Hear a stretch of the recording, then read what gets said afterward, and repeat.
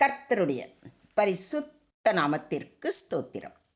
இன்றைய நாளின் தியானத்திற்கென்று தெரிந்து கொள்ளப்பட்ட வேத வசனம் அப்போஸ்தலனாகிய பேதுரு எழுதின முதலாம் நிருபம் 5ஆம் அதிகாரம் 6ஆம் வசனம். 1 பேதுரு 5:6.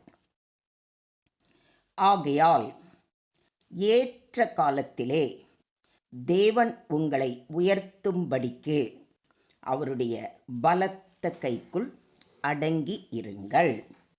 ஆமென்.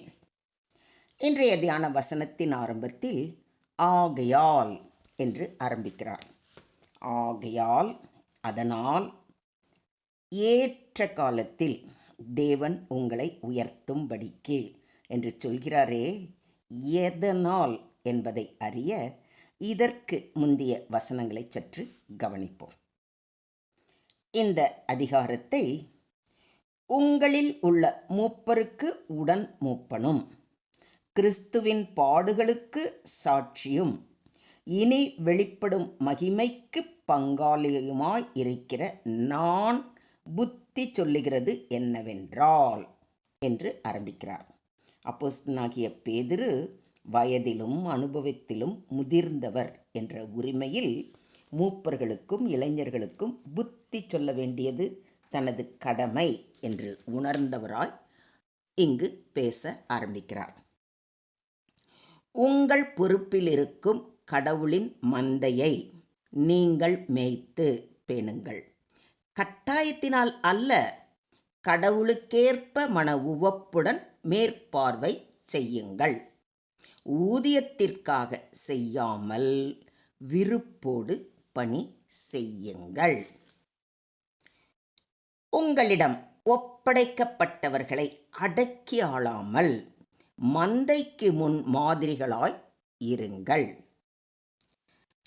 தலைமை ஆயர் வெளிப்படும்போது அழியா மாட்சியுள்ள முடியை பெற்றுக்கொள்வீர்கள் என்று முதியவர்களுக்கு அறிவுரை கூறியவர்.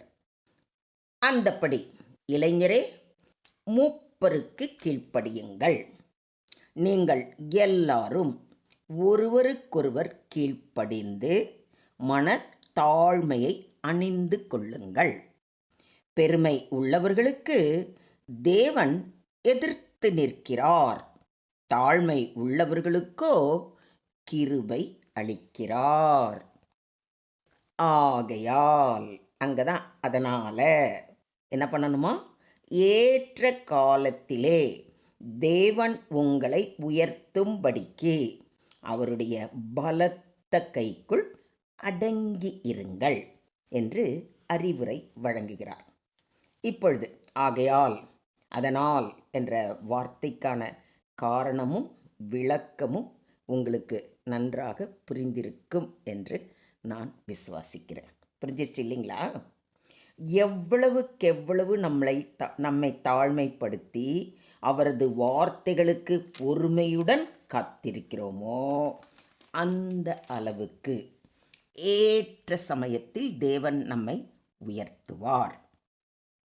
இன்றைய தியான வசனம் தாழ்மையின் அவசியத்தையும் தேவனின் நேரத்திற்காக காத்திருப்பதையும் பற்றி பேசுகிறது. இதன் மூலம் நாம் நம்மை தாழ்த்தி கொள்ள வேண்டும். தேவன் மேலதிகாரமாக செயல்படும்படி அனுமதிக்க வேண்டும் என்பதை இன்றைய தியான வசனத்தின் முக்கியமான செய்தியாகும். அவருடைய பலத்த கைக்குள் அடங்கி இருங்கள் என்று சொல்லப்பட்டிருப்பதை கவனியுங்கள். தேவன் அழியாத அதிகாரம், சக்தி உடையவர். தேவன் நம்மை பாதுகாக்கும் ஒரு வல்லமையான கையை போல் இருக்கிறார். நாம் தாழ்மையுடன் அவருக்குள் அடங்கும் பொழுது அவர் நம்மை காப்பாற்றி வழி நடத்தி ஆசீர்வதிக்கிறார். இதை விசுவாசிக்கிறீங்களா? ஏற்ற காலத்திலே தேவன் உங்களை உயர்த்தும்படிக்கு என்று சொல்லப்பட்டிருப்பதை கவனியுங்கள். ஏற்ற காலம், ஒவ்வொன்றிற்கும் ஒரு காலம் உண்டு என்று பிரசங்கி மிக அழகாக கூறுவதை பிரசங்கி 3ஆம் அதிகாரத்தில் வாசிக்கிறோம். தேவன் செய்வது எதுவோ அது என்றைக்கும் நிலைக்கும் என்று அறிவேன். அதனோடே ஒன்றும் கூட்டவும் கூடாது, அதிலிருந்து ஒன்றும் குறைக்கவும் கூடாது. மனுஷர் தமது சமூகத்தில் பயந்திருக்கும்படி தேவன் இப்படி செய்து வருகிறார் என்று கூறுவதை பிரசங்கி 3:14 வாசிக்கிறோம். தேவன் அதனதன் காலத்தில் அதனதன் காரியத்தை நேர்த்தியாய் செய்ய வல்ல தேவன். தேவன் தக்க சமயத்தில் நம்மை உயர்த்துவார். நாம் தற்காலிக மகிமையை வேண்டாமல் நேர்மையான வழியில் தெய்வீக நேரத்திற்காக காத்திருக்க வேண்டும். யோசேப்பு, தாவீது, எஸ்தர் போன்றோர் தேவனின் காலத்திற்காக காத்திருந்த பொழுது அவர் அவர்களை உயர்த்தினார். இன்றைய தியான வசனத்திற்கு இலக்கணமாக திகழ்ந்தவர் யோசேப்பு. அவரது வாழ்க்கையை அப்படியே சற்று புரட்டி பாருங்கள். யோசேப்பு தேவனால் விசேஷமான கனவுகள் பெற்றான். ஆனால் அவற்றை குறித்து பெருமைப்படாமல் தன் குடும்பத்தினரிடம் பகிர்ந்தான். சகோதரர்கள் அவனை வெறுத்து அவன் கனவு எப்படி நனவாகும் என்று அவனை அடிமையாக விற்றனர். போத்திபாரின் வீட்டில் அவன் தாழ்மையாகவும் உண்மையுடனும் பணியாற்றினான். சோதனைகளுக்கும் ஆளானான், ஆனால் தாழ்மையாக நடந்து கொண்டான். சிறையில் அடைக்கப்பட்ட பின்பும் தேவனின் அருளால் அங்கிருந்த பானபாத்திரக்காரனுக்கும் சுயம்பாகிக்கும் அவர்கள் கண்ட கனவுக்கு விளக்கம் அளித்தான். அங்கும் அவன் பெருமை கொள்ளாமல் தாழ்மையுடன் நடந்து கொண்டான். இறுதியாக தேவன் பார்வோனின் முன்னிலையில் அவனுக்கு ஒரு வாய்ப்பை வழங்கினார். ஏற்ற வேளையில் யோசேப்பு எகிப்தின் 2ஆம் தலைவராக உயர்த்தப்பட்டான்.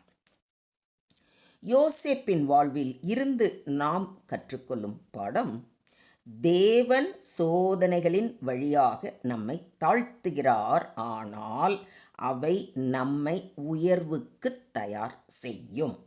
தேவனின் காலம் சரியானது. நாம் பொறுமையாக மற்றும் தாழ்மையாக இருந்தால் அவர் நம்மை உயர்த்துவார். நாம் தாழ்மையாக இருப்பது எப்படி? முதலாவது, தேவனின் அதிகாரத்திற்குள் அடங்கி நடப்பது. 2, தாழ்மையான மனநிலையை போற்றுதல், அதாவது மற்றவர்களை மதித்து பெருமையை விலக்கி உண்மையான ஆன்மீக நிலையை வளர்த்தல். 3, அன்பும் பொறுமையும் கொண்டிருத்தல். தேவன் நம்மை சோதனைகளில் அனுப்பும்போது அவை நம்மை பரிசுத்தமாக செய்யும். எனவே ரொம்ப நிதானமாக பொறுமையோடு காத்திருக்க வேண்டும். 4, தக்க நேரத்திற்கு காத்திருக்க கற்றுக்கொள்வது.